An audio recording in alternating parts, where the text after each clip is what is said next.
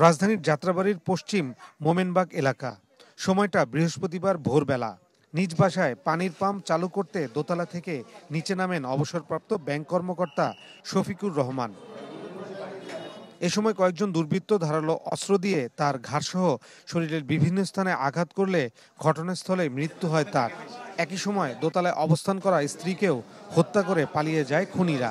Last ওইখানে পড়ে রয়েছে, পরে দেখলাম যে ইমরানের আব্বু, পরে আমি উপরে উঠছি, উপরে উঠে দোতলায় যায় খালাম্মা করে ডাকতেছি, কোনো সারা শব্দ নাই। আমার ওয়াইফও আমার সাথে গেছে, যাইয়া দেখি যে খালাম্মারও জব করে ধুয়ে দিছে।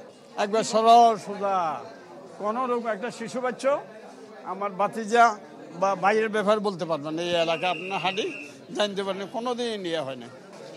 নগদের কাছে সব গ্রাহকই প্রিয়, তাই তো সারা দেশে ক্যাশ আউট চার্জ সবচেয়ে কম। ঘটনার সময় দাদাবাড়ি ফেনীতে অবস্থান করা নিহতের ছেলে খবর পেয়ে আসেন ঢাকার বাসায়।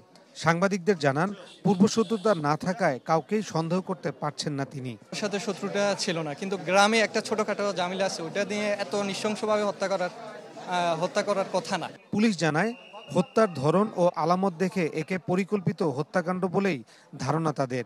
আমাদের বিভিন্ন টেকনোলজি বেস মুভমেন্টগুলো আমরা একটু চিন্তা করবো যে এখানে কারা আসছে, হ্যাঁ, এবং ফরেনসিক টিমও আসছে ইতিমধ্যে। তো সবাই অন্যান্য ইউনিটগুলো কাজ করছে পুলিশের। প্রাথমিক ধারণায় বোঝা যায় যে এটি একটি হত্যা, পরিকল্পিত হত্যা। তো দেখা যাক, আমরা কাজ করি কি আসে।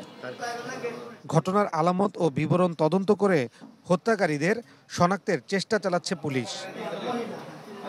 ফয়সাল হোসেন, চ্যানেল 24, ঢাকা।